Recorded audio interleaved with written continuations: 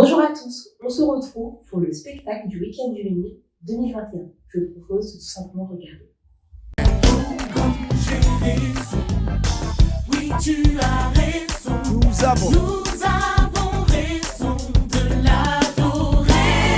Oh, comme j'ai raison. Oui, tu as raison. J'ai raison. Que tout le monde crie oh.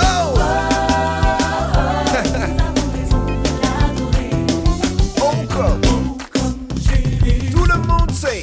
Oui, tu as raison. Come on. Nous avons raison. Que quelqu'un avec un témoignage chaud.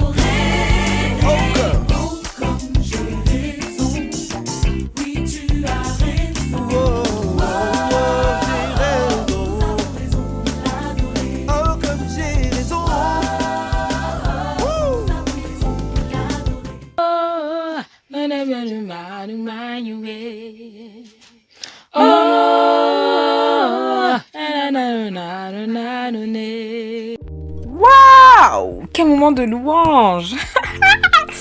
Quand je vois l'église assemblée pour élever le nom de Dieu, c'est mon être tout entier qui est dans la joie, pas toi?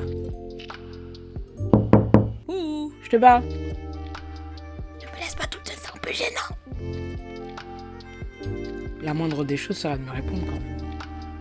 Bon, j'espère que je ne t'ai pas froissé car j'ai beaucoup de choses à te dire et à te montrer. Tu as vu là la louange dans toute sa splendeur. Au-delà de la musique, des danses, des paroles, c'est avec un cœur sincère que chaque personne s'est approchée de Dieu. En y regardant bien, on y voit de la joie, la peine, la peur, un sourire sur un visage, ou encore quelques larmes coulant sur un autre. Mais au final, et en dépit de tout ce que l'on peut traverser, notre Seigneur reste bien digne de louange. Examinons cette assemblée de plus près. À première vue, tu me diras rien de bien choquant. Et si je te disais que parmi eux, il y avait des criminels fichés recherchés dans leur pays respectif, tu me croirais? Allez, viens. Ouvre tes yeux, tes oreilles et surtout ton cœur car leur histoire mérite d'être entendue.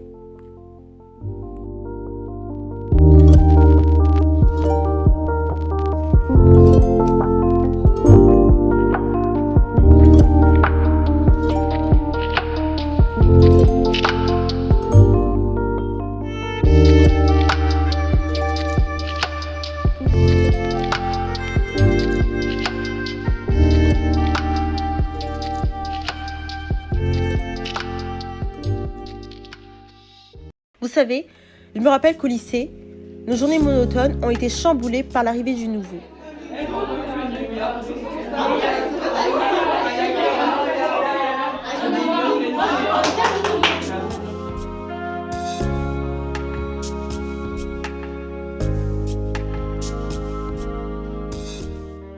Il s'appelait Zacharia. Je le détestais. Parce qu'il ne venait pas du même endroit que nous, n'avait pas la même culture, et en plus, il était chrétien. On l'a accueilli comme il se devait et bâti une véritable relation avec lui. Avec mes potes, on lui menait la vie dure tous les jours. C'était devenu un peu comme notre bouc émissaire. Tous les problèmes qui survenaient en classe lui retombaient dessus. Il avait le don de m'énerver car il ne bronchait pas et ne se vengeait pas. Il restait, malgré tout, super gentil avec nous. Un jour, j'ai mis un plan en place. Avec ma bande de potes, pour tuer Zacharia.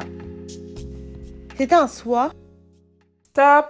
Elle vous a dit que c'était pendant la nuit, mais je pense que vous n'y voyez rien. Un peu de lumière, s'il vous plaît!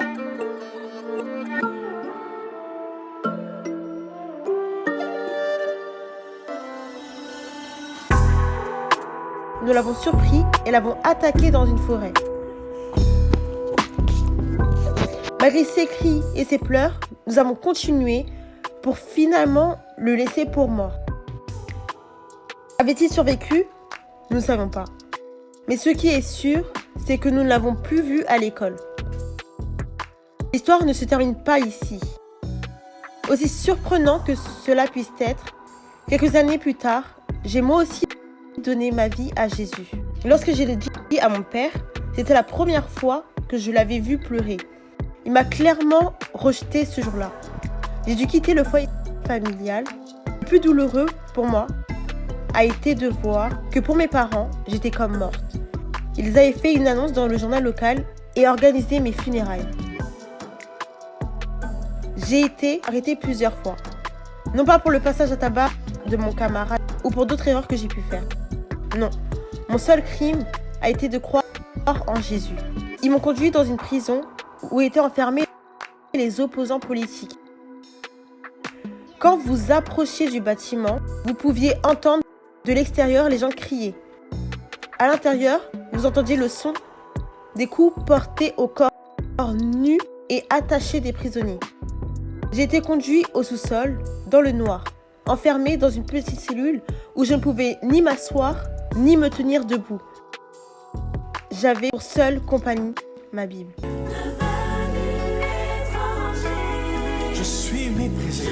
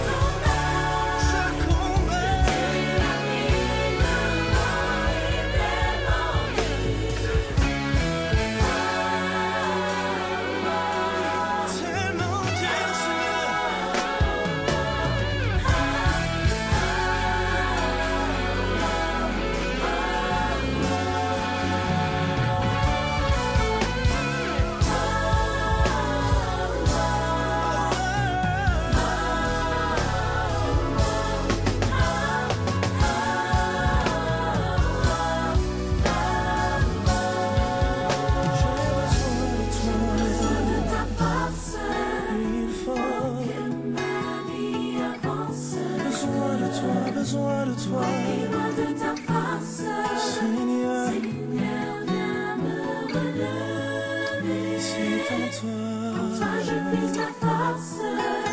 Seigneur, exauce-moi.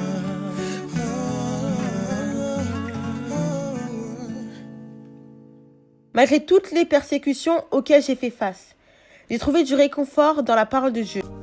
J'ai eu la révélation de ce Dieu qui n'est pas éloigné, mais qui au contraire est avec moi tous les jours. J'ai découvert mon identité et ma destinée en lui. Est-ce que vous voulez connaître la chose la plus folle de cette histoire? Après ma libération, j'ai quitté mon pays pour aller en Europe. Quelques années après, je me suis rendue en Égypte car je devais animer une conférence, il me semble. À la fin de mon intervention, un pasteur s'est approché de moi. Il est soudanais, comme moi, et m'a posé quelques questions sur mon origine, ma ville natale et plein d'autres choses. Il se mit à pleurer et me dit « Je m'appelle Zacharia ». Ce même gars que j'avais laissé pour mort 25 ans en arrière, il ne s'en sortit pas indemne car son bras et sa jambe avaient été cassés. Il avait des cicatrices sur le visage. Il me montra une vieille Bible sur laquelle il avait écrit mon prénom, avec inscrit à côté une requête pour mon salut. Sa seule réponse face à la haine et la persécution a été la prière.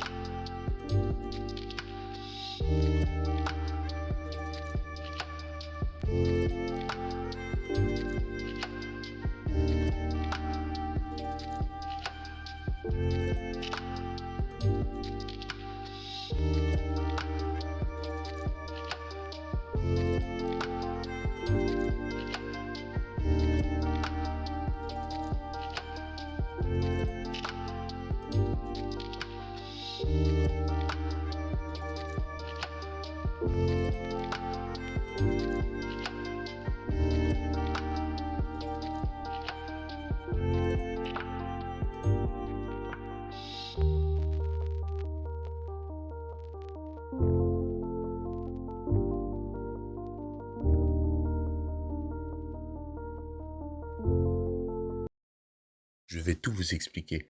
On était 5. En fait, peut-être 4. Chacun à sa place avec un rôle bien défini. C'était simple. On devait faire transiter la marchandise sans nous faire repérer par les autorités. Le plan avait été méticuleusement organisé. Les heures de rendez-vous, les étapes du parcours et les interlocuteurs locaux qu'on devait rencontrer. On avait même le nom de notre opération, Tempo. Tout avait été pensé, car chaque détail comptait. Un geste hasardeux pouvait nous conduire à être attrapés par la police et envoyés en prison. Car, au final, ce que l'on faisait était illégal. Le jour était arrivé, on était prêts. Comme prévu, la marchandise avait été dissimulée dans nos manteaux. Pour ne pas éveiller les soupçons, on avait chacun une heure de passage au guichet pour faire valider nos billets de train.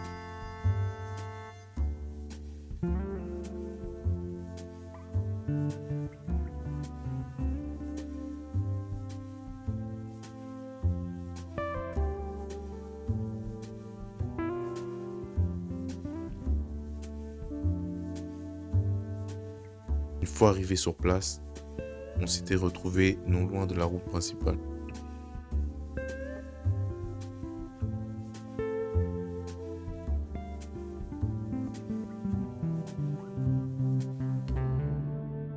Là, à l'abri des regards, on mettait la marchandise dans des sacs qui allaient être remis en main propre à nos contacts respectifs, à tour de rôle dans le bar indiqué comme étant le lieu de rendez-vous.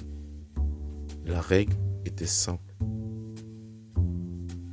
Déposer, puis partir.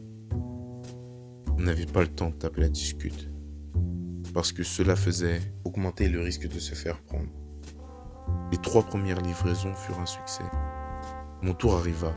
Je me suis présenté à la porte comme les autres. J'ai donné le mot de passe. Comme les autres. Et on m'a ouvert.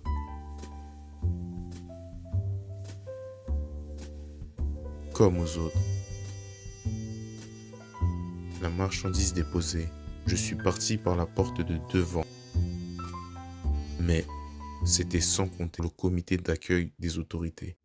J'ai été arrêté parce que des soupçons planaient sur les réelles activités qu'avait ce bar.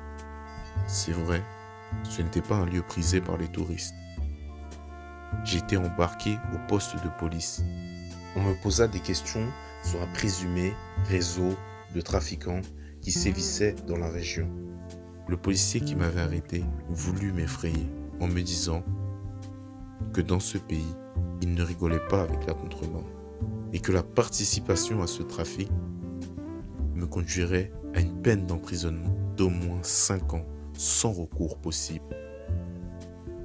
J'ai été battu puis relâché. Mon seul crime a été de transporter des Bibles aux frères et sœurs qui ne pouvaient pas s'en procurer à cause de la répression du régime.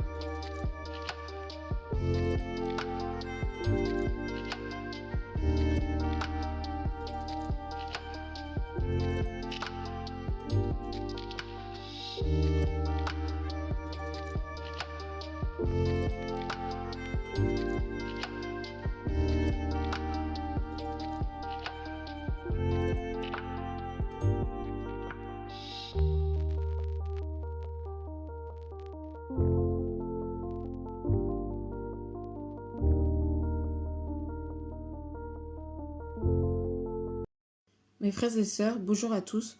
Aujourd'hui, je vais vous raconter mon histoire qui me tient particulièrement à cœur. Là où j'habite, il y a tellement de ténèbres, mais au milieu de ces ténèbres, nous expérimentons le secours et l'action de Dieu au quotidien.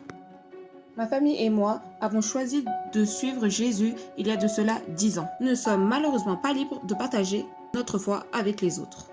Si tu le fais, tu es pour le gouvernement un traître.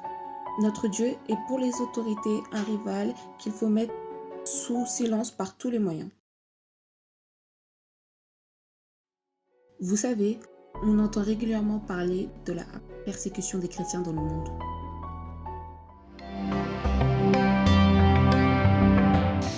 Et c'est l'heure à présent, et comme chaque jour du Focus, direction cette fois le Pakistan. Il y a 10 jours, un attentat faisait 75 morts à Lahore, dont 29 enfants. L'attaque revendiquée par le Jamaat ul Ahrar visait la minorité chrétienne, une minorité régulièrement visée depuis quelques temps. Dans le pays, les chrétiens, qui représentent 2% de la population, sont depuis des années persécutés car considérés comme des citoyens de seconde classe, sans que le gouvernement, vous allez le voir, n'y change grand-chose.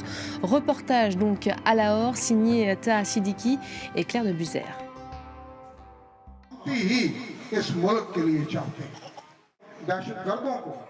Mon Dieu, je t'en prie, guide ces terroristes qui répandent le chaos et la mort. À Yuanabad, le plus grand quartier chrétien de Lahore, les habitants pleurent leur mort. 3 adolescents sortis pour s'amuser dans le parc Gulshan et Iqbal. Jamaat ul Ahrar, un groupe taliban, a revendiqué l'attaque. Il disait cibler les familles qui fêtaient Pâques ce jour-là. Plus de 70 personnes sont mortes, dont l'un des fils de Fozia et Petreus. Roi Saint-André de l'Europe à Paris. Nous parlerons dans quelques instants, un peu plus tard, de la condition des chrétiens en France, qui n'est pas comparable, tout le monde l'aura compris. Mais on voit que derrière ces guerres dont on parle dans les médias et qu'on écoute d'une oreille un peu distraite, en réalité, pourrait se dessiner un projet anti-chrétien fort, sanguinaire, dur. Ça doit être épouvantable d'entendre ça pour vous. Oui, ce qui est étonnant, c'est qu'on le découvre. C'est l'actualité depuis 2000 ans. Là. Je me souviens d'un prêtre roumain qui a résisté pendant 10 ans aux persécutions qu'il avait vécues sous le régime de Ceausescu.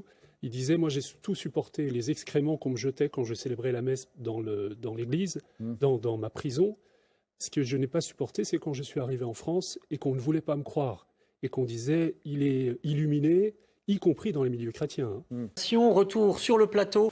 Avec vous donc, nous revenons, avec aussi Véronique Jacquier, nous revenons sur les persécutions que subissent les chrétiens dans le monde, persécutions qui sont souvent malheureusement passées sous silence. Et je reviens sur ce chiffre auquel vous êtes arrivés, pas de 340 millions de chrétiens fortement persécutés en 2020. C'est 80 millions de plus qu'en 2019, soit un chrétien sur 8 sur la planète. C'est un chiffre colossal. I'm so thankful to all of you praying for me. A lot of things are going on in India. Recently, India got a fear of seeing the rule and regulation, the constitution. It changed. It was made in 1947, but this year, after coming this government, they changed it. And now the next, they are targeting to the Christian community. We came to know that they are planning to stop missions and missionary works in India. They will take a bill. It is like putting jail to the missionaries. So I'm traveling to villages, giving Bibles and making some prayer programs and making some awareness, the spiritual awareness to the churches, because we are in the end time. Et puis il y a la crise sanitaire liée au Covid, qui en elle-même représente beaucoup de discrimination et qu'on passe pour l'instant sous silence. Mais c'est quand même un véritable sujet, à savoir que les chrétiens dans le monde, pour la plupart, n'ont pas droit aux soins, sont discriminés quant à l'aide alimentaire, quand ils ne sont pas montrés du doigt parce qu'on les juge responsables de la propagation de l'épidémie de Covid, comme en Somalie ou Tenez, j'ai vu la dernière fois un vieil ami à moi qui venait tout juste de sortir de prison. Il a été arrêté et battu par la police car son seul crime était d'avoir partager sa foi. Le centre de la ville regorge d'immeubles. Mais nous n'avons pas le droit d'avoir un local pour prier. Tu sais quoi? Cela ne nous empêchera jamais d'adorer notre Dieu. Nous le faisons dans l'intimité de nos maisons. Avec cette crise sanitaire, tu sais aussi bien que moi que l'Église ne peut être réduite qu'à un simple bâtiment. C'est plus qu'une dénomination, l'Église est un seul corps uni en Christ. Chaque soir, nous nous retrouvons les uns chez les autres pour nous appliquer à la prière, la lecture et l'enseignement de la parole. Quel moment formidable! Ces temps nous permettent de nous rappeler ce qui est vraiment important. Dieu ne nous abandonnera jamais. Même s'il nous arrive d'avoir peur, nous prenons le risque d'évangéliser. Il y a un chant que nous fredonnons très souvent. Espère en Dieu quand la nuit sombre voilait le ciel et l'horizon. Jamais là-haut ne règne l'ombre, là-haut t'attend une maison. Espère en Dieu quand la tempête contre la nef jette ses flots. Un mot vainqueur déjà s'apprête à commander paix et repos. Je ne vous cache pas que la persécution est de plus en plus vive, mais cela n'empêche pas que la bonne nouvelle se propage.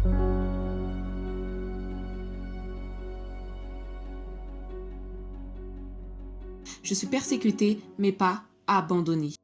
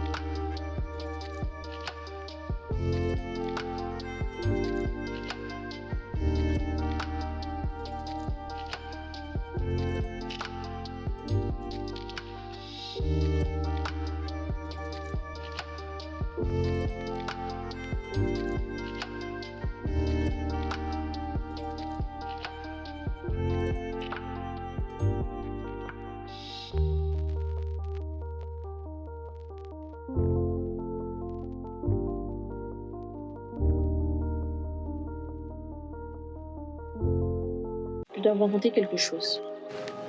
Je me rappelle de cette soirée comme si c'était hier. Chaque bruit, chaque odeur seront gravés à jamais dans ma mémoire. Nous étions à peu près 10 à nous faire baptiser. Nous avons décidé de le faire dans le lac, situé au centre de la forêt, pour ne pas éveiller les soupçons. Après une bonne heure de marche, nous sommes arrivés au point de rendez-vous. Je me rappelle que le pasteur nous avait encouragés sur le sermon de la montagne qui se trouve dans Matthieu 5. Heureux les pauvres en esprit, car le royaume des cieux est à eux. Heureux les affligés, car ils seront consolés. Heureux les débonnaires, car ils hériteront la terre. Heureux ceux qui ont faim et soif de la justice, car ils seront rassasiés. Heureux les miséricordieux, car ils obtiendront miséricorde. Heureux ceux qui ont le cœur pur, car ils verront Dieu. Heureux ceux qui procurent la paix, car ils seront appelés fils de Dieu. Heureux ceux qui sont persécutés pour la justice, car le royaume des cieux est à eux. Heureux serez-vous lorsqu'on vous outragera, qu'on vous persécutera et qu'on dira faussement de vous toutes sortes de mal à cause de moi. Réjouissez-vous et soyez dans l'allégresse, parce que votre récompense sera grande dans les cieux, car c'est ainsi qu'on a persécuté les prophètes qui ont été avant vous. Parole du Seigneur. Et que j'ai été particulièrement touchée par ce passage. Il ne fallait pas traîner parce que nos vies étaient en danger. Les uns après les autres, nous avons été immergés dans le lac. J'étais la dernière à passer dans les eaux du baptême. J'avais attendu ce moment depuis tellement longtemps. Je suis rentrée chez moi, fière d'avoir déclaré publiquement que j'appartenais à Jésus-Christ. Je voulais le raconter à mes amis, mes voisins. Vous savez, être chrétien dans mon village est un crime. Le lendemain, nous avons appris que notre pasteur avait été tué par la police du village et que toutes les personnes qui avaient été baptisées sont recherchées. À ce moment-là, un mélange de sentiments et d'émotions a émergé dans mon cœur. C'était le début de mes tribulations. Des questionnements sans réponse sonnaient dans ma tête. Devais-je fuir ou souffrir, abandonner, faire des compromis ou bien subir l'épreuve? Pourquoi devrais-je craindre pour ma vie à cause du choix merveilleux que j'avais fait la veille? Pourquoi ne devais-je pas vivre ma vie, ma foi librement comme vous? Pourquoi et encore pourquoi? Depuis que vous avez rencontré Dieu, Dieu ne vous a pas fait défaut. Il est avec vous, il sera encore avec vous. J'ai compris à ce moment précis. Alors que mon âme agonisait, le Seigneur m'a parlé et m'a dit: j'ai payé le prix pour ta liberté. Personne ne peut t'arrêter, alors va. Parle-leur de mon amour. Parle-leur de la dette qui a été payée à la croix. Dis-leur que je suis mort et ressuscité pour qu'ils aient la vie. J'ai compris à ce moment précis que je lui devais ma vie. Il avait racheté un grand prix. Je ne pouvais donc pas rester assise et me taire. Transférez avec fierté cette parole à ceux qui ne connaissent pas encore Dieu. Le Dieu que nous louons, le Dieu que nous exaltons, le Dieu en qui nous sommes confiés. Pour que ces gens, par vous, à travers vous et en vous, acceptent Jésus comme sauveur et maître. Ça, c'est le travail pour lequel vous devez prier. Chacun de vous. Vous devez amener des âmes à la repentance. Au contraire, je devais me lever et aller. J'ai compris à ce moment précis que la gloire de Dieu est telle qu'elle doit être proclamée, et cela malgré le prix qui doit être payé.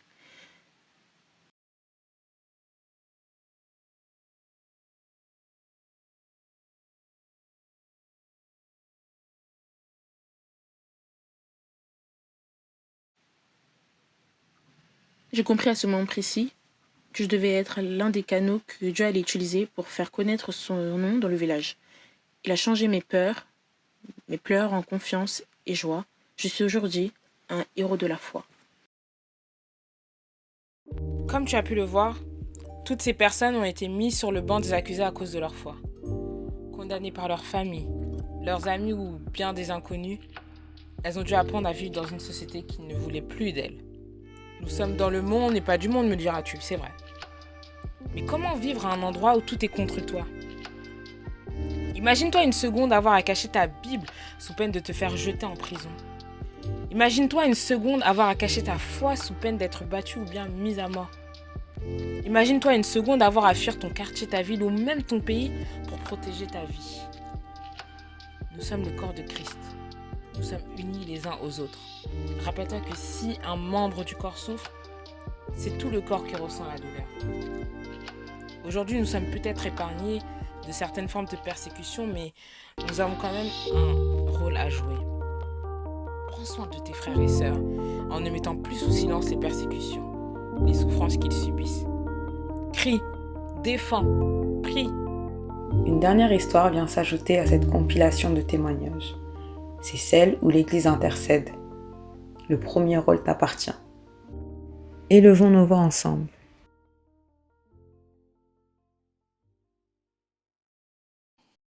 1 Timothée 2, versets 1 et 2.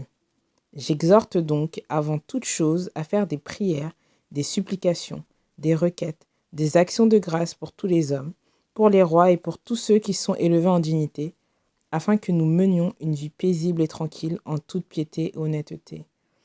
Pour cette première prière, nous allons prier pour les autorités, afin qu'elles agissent contre les injustices et que la liberté de culte ne soit pas bridée par des lois, décrets. Prions ensemble. 1 Timothée 2, versets 1 à 2. J'exhorte donc, avant toute chose, à faire des prières, des supplications, des requêtes, des actions de grâce pour tous les hommes, pour les rois et pour tous ceux qui sont élevés en dignité, afin que nous menions une vie paisible, en tranquillité, en toute piété et honnêteté. Seigneur Dieu Père, j'invoque ton Saint-Esprit à se mouvoir, Seigneur, dans le cœur de tous les hommes de pouvoir dans ce pays. Tu dis dans ta parole de prier pour les autorités, afin que nous puissions vivre en toute tranquillité. Seigneur, c'est pour cela que je prie, Seigneur. Nous réclamons ton apparition, nous réclamons ta présence, nous réclamons ton intervention divine dans le cœur de toutes les autorités, dans le cœur du gouvernement, dans le cœur des églises, des pasteurs d'église, dans le cœur des évêques, Seigneur, dans le cœur de toutes les personnes qui sont amenées à prendre du pouvoir, toutes les personnes situées, Seigneur, dans des positions de responsables.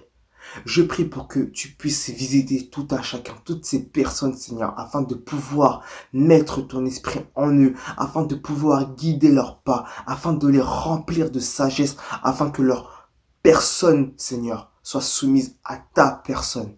Je prie pour que la sagesse divine puisse habiter ces hommes, afin qu'ils fassent les choix qui sont de l'esprit, Seigneur, afin qu'ils fassent des choix qui sont des choix de l'esprit. Tu dis dans ta parole que les sages gouvernent, les hommes et les rois gouvernent par la sagesse. Cette sagesse qui est là dès le commencement. Tu remplis le cœur des hommes de cette sagesse afin qu'ils puissent diriger. Seigneur, redonne-leur, Seigneur, cette sagesse, afin qu'ils ne s'éloignent pas, Seigneur, de tes voies, même si la majorité ne sont pas chrétiens, Seigneur, mais que leurs décisions ne soient pas des décisions qui vont à l'encontre de ta volonté, qui vont à l'encontre, Seigneur, de ta doctrine, mon Père. Je prie pour que tu puisses garder en eux, Seigneur du Père, cette flamme de vouloir, Seigneur du Père, gouverner le monde, gouverner le pays, gouverner leur ville, Seigneur, et gouverner leur famille, selon les codes de conduite du Saint-Esprit. Je prie pour que toute influence malsaine, je prie pour que tout esprit démoniaque, je prie pour que toute puissance des ténèbres puisse être anéantie au nom de Jésus. Je prie pour que la lumière céleste, je prie pour que ta divine, pour que ta pureté, Seigneur, pour que ton sang, Seigneur du Père, domine dans le cœur des hommes, Seigneur, qui se rendent compte de la puissance de l'évangile, qui se rendent compte de la puissance du Saint-Esprit, qui se rendent compte de la puissance de la sagesse, Seigneur, afin qu'ils puissent agir toujours selon ta volonté. Nous sommes soumis aux dirigeants du pays. Seigneur, nous sommes soumis à ces dirigeants et nous devons respecter leur autorité. Alors, mon Père, je prie pour que ton esprit soit au-dedans d'eux, afin que nous puissions accepter de respecter leur autorité. Merci Seigneur pour mon pays. Je prie pour les pays qui sont en deuil. Je prie pour les pays qui sont en guerre. Je prie pour les pays qui sont touchés par les guerres civiles, Seigneur, les guerres politiques, les guerres territoriales. Je prie pour que tu puisses, par ton esprit, te mouvoir au milieu d'eux et changer l'atmosphère. Change les atmosphères. Je t'en prie dans le nom de Jésus, à toi ce qui vit, qui règne, dès à présent et pour toujours. Amen. Psaume 34, verset 19. L'Éternel est près de ceux qui ont le cœur brisé, et il sauve ceux qui ont l'esprit dans l'abattement. Ésaïe 40, verset 31. Mais ceux qui se confient en l'Éternel renouvellent leur force. Ils prennent le vol comme les aigles.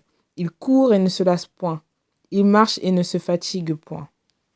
Pour cette seconde prière, nous allons prier pour la fortification et pour la persévérance, afin que Dieu renouvelle les forces de nos frères et sœurs et qu'ils puissent se rappeler des promesses de Dieu pour leur vie et qu'ils puissent persévérer jusqu'à la fin.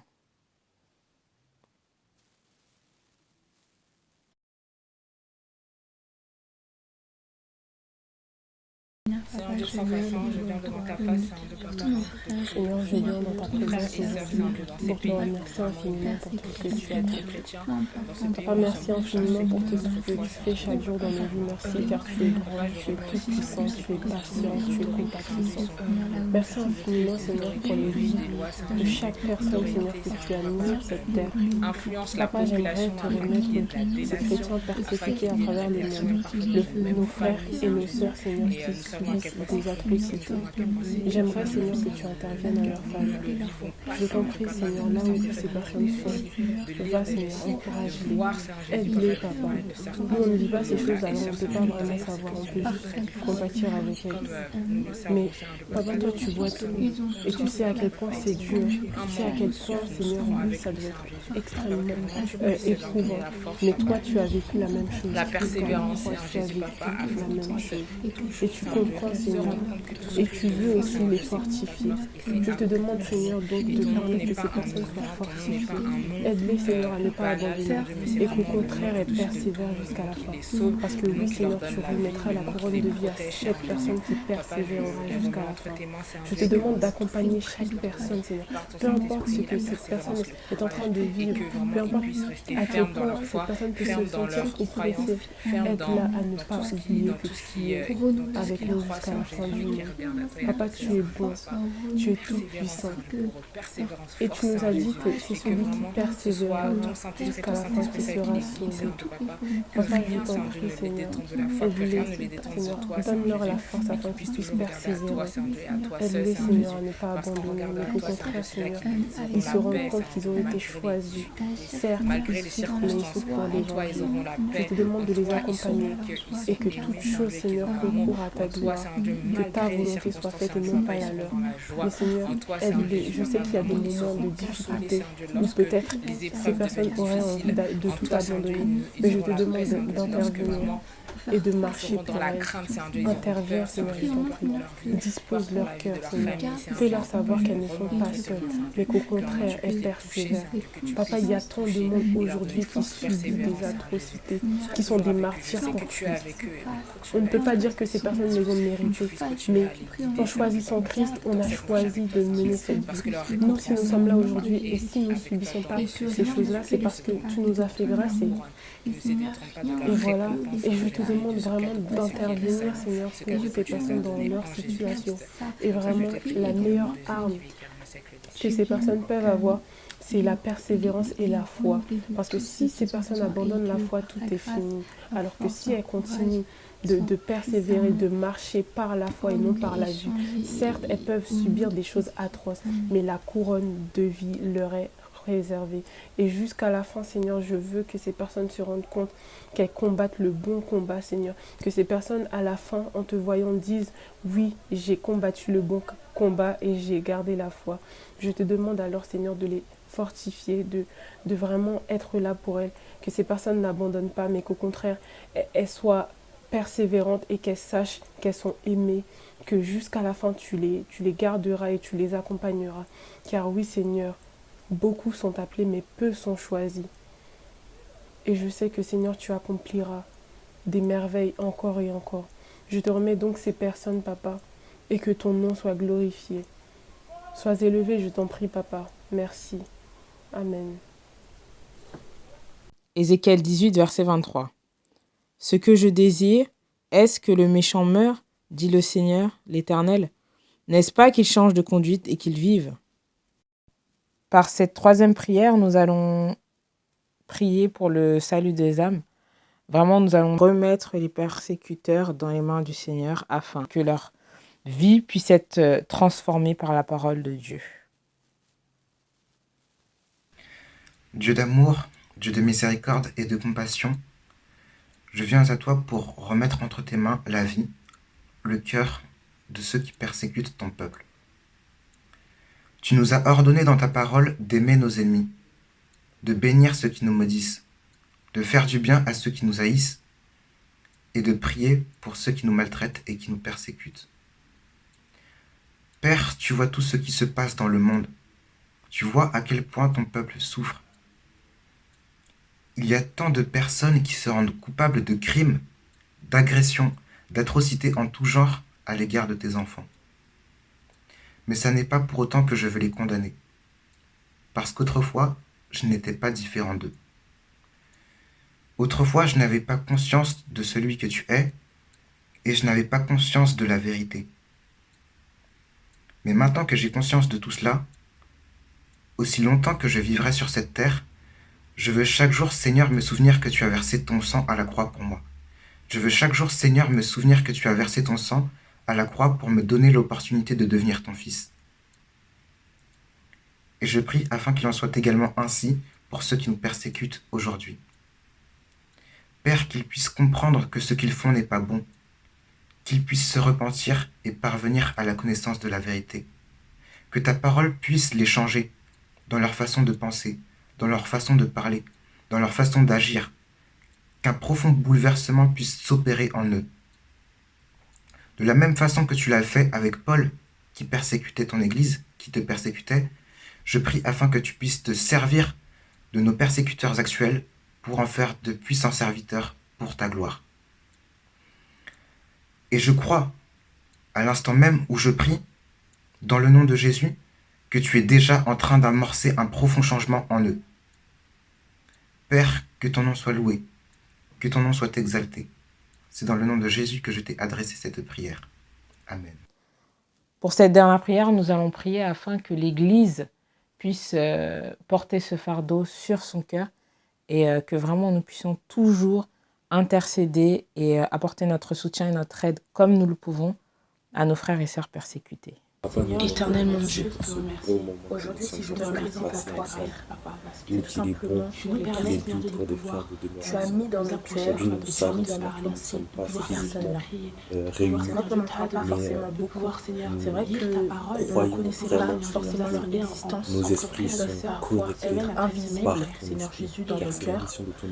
Mais aujourd'hui, tu as mis ces personnes-là pour une très bonne raison. Et je prie, Seigneur Jésus, afin que l'Église, afin que nous, jeunesse, sortir afin que toutes les personnes qui croient en toi puissent savoir cette existence, puissent avoir l'existence de ces personnes-là qui ont besoin de toi. Ils font partie de notre famille, ils font partie tout simplement de tes enfants aussi, Seigneur Jésus. On a le même sang, et le sang qui nous lie aujourd'hui, c'est le tien, parce que quand tu es parti à la croix, éternellement, ce n'est pas simplement pour nous, mais pour eux aussi, Seigneur. Aujourd'hui, Seigneur Jésus, je prie afin que l'Église puisse avoir autant d'amour les uns pour les autres, autant d'amour pour eux aussi, qu'on puisse avoir des pensées sur eux, Seigneur Jésus, qu'on puisse se lever, Seigneur Jésus, avec hardiesse, qu'on puisse se lever avec zèle, afin qu'on puisse penser à eux, afin qu'on puisse intercéder pour eux, mais de la compassion dans nos âmes, mais dans la compassion, Seigneur Jésus, dans nos cœurs, mais de la compassion dans nos pensées, dans toutes nos actions, afin que nous puissions nous lever correctement, afin que nous puissions prier en leur faveur, Seigneur Jésus, afin que les montagnes puissent se déplacer pour eux, Seigneur Jésus. Là où ils sont, Seigneur, ils ne peuvent faire, mais nous sommes cette Église qui pense aux autres, Seigneur Jésus. Alors mets en nous, Seigneur Jésus, le vouloir et le faire dès maintenant. Fléchis, Seigneur, nos cœurs plus bas que terre, afin que nous puissions nous humilier dans ta présence, afin, Seigneur Jésus, que l'Église puisse comprendre la gravité des choses, afin que nous puissions tout simplement nous lever pour tous ceux qui sont persécutés dans tous les pays, qu'on ne puisse pas faire de distinction, mais au contraire, car ce sont tes enfants aussi, Seigneur Jésus, et eux aussi ont le droit à cette liberté, eux aussi ont le droit de te servir pleinement, eux aussi ont le droit d'ouvrir leur Bible, et eux aussi, Seigneur Jésus, ont le droit d'avoir une foi ferme, Seigneur Jésus. Alors oui, nous décidons de nous lever. Oui, nous représentons, Seigneur Jésus, ces persécutés. Oui, encore, Seigneur Jésus, nous décidons, Seigneur Jésus, de prier pour eux, Seigneur. Et nous voulons tout simplement que les choses puissent changer. Mais mets en nous toutes les qualités possibles, afin que nous ne puissions pas les oublier, Seigneur Jésus, mais penser à eux, Seigneur. De la même façon, nous pensons à notre lendemain. De la même façon, nous pensons à nous nourrir. De la même façon, nous pensons à gagner de l'argent, à faire du bien à ceux qui nous entourent. Que nous puissions aussi nous les avoir dans nos pensées, dans nos têtes, qui puissent faire partie de nos prières quotidiennes. Alors oui, Seigneur Jésus, nous nous levons et nous disons oui à tout ce que tu nous diras, afin que nous puissions faire et les aider en maximum, Seigneur Jésus, par nos prières. Et tu nous fais comprendre que la prière est une clé, et que la prière est une réussite, que la prière détache et délie tous ceux qui sont liés, que la prière amène la liberté, que la prière tout simplement fait du bien à nos cœurs, que la prière, Seigneur Jésus, est une efficacité, a une efficacité très forte. Alors aujourd'hui, nous élevons nos voix d'un même cœur pour ces personnes-là. entière, sans ton précieux nom, une que je entière prie, parce que liberté. je sais et je crois tout simplement que tu feras et que tu as déjà fait encore et encore et encore. Travaille d'ores et déjà dans nos cœurs, chacun des cœurs, Seigneur Jésus, de l'Église. Travaille en eux, Seigneur Jésus, et fais-leur comprendre pourquoi ils doivent se lever, pourquoi ils doivent intercéder et pourquoi aujourd'hui, Seigneur Jésus, ils doivent représenter ces persécutés, parce qu'ils ont besoin de délivrance et que ce sont de notre famille et qu'ils sont de notre famille, pardon, et que aussi, Seigneur Jésus, ils sont considérés comme nos frères et sœurs, même s'ils sont à l'autre bout du monde. On ne sait pas ce qu'ils vivent vraiment, mais on n'est pas avec eux aussi. Mais mets en nous le fardeau des âmes afin que nous puissions intercéder pour eux. C'est en ton précieux nom que j'ai prié parce que je crois que tu feras et que la foi que tu as mis en chacun de nous servira aujourd'hui. À notre Amen. niveau, les encourager pour qu'ils puissent garder la foi et véritablement faire comme Paul, achever la course et garder, Seigneur, la foi, même dans ces moments difficiles. Merci pour ton amour et ta fidélité. C'est dans le précieux nom de ton Fils Jésus-Christ que je t'ai prié. Amen. Les ténèbres ne peuvent résister devant le nom de Jésus. Un jour viendra où toutes les larmes seront essuyées. La mort ne sera plus, et il n'y aura plus ni deuil, ni cri, ni peine. Ce jour-là, toutes les langues confesseront que Jésus-Christ est Seigneur.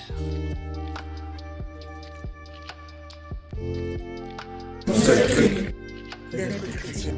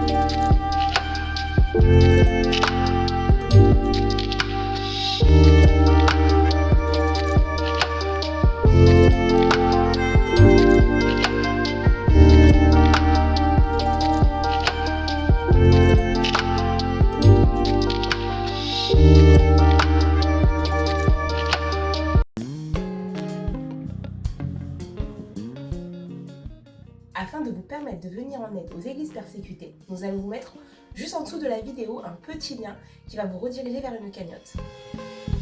Nous t'invitons également à prendre connaissance des différentes ressources à ta disposition afin d'en connaître plus et d'en savoir plus sur la persécution moderne. Nous avons également fait un filtre Instagram afin de vous encourager dans votre intercession pour nos frères et sœurs de part et d'autre dans le monde.